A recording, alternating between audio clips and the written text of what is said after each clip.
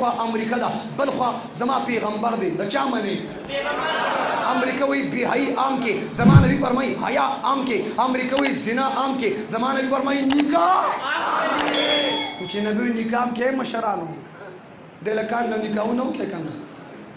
امریکا وی زنا عام کے او زنا عام کول پر امریکنن په میډیا باندې نن سوشل میډیا فرنٹ میډیا باندې ملاله یوسفزئی پنوم باندې یو بے حیا یو بربندا یو لغړه خزا میدان طرف کیدا اور آغا ملاله یوسفزئی هغه دا بیان ورک چې د نکاح پارم باندې دستخط ته ضرورت نشته نکاح رجسٹرار ته کېناستو ته ضرورت نشته د یو سړي په نکاح کې ځان بند کول ته ضرورت نشته دا ژوند دپاره خو پارټنر هم کافر دی کافي دی او دا خو یو پارټنر په حیثیت کې څوک ژوند تېري هم ژوند تېرېږي وایه د بې حیا درس یې ورکړه که ور یې نه کړ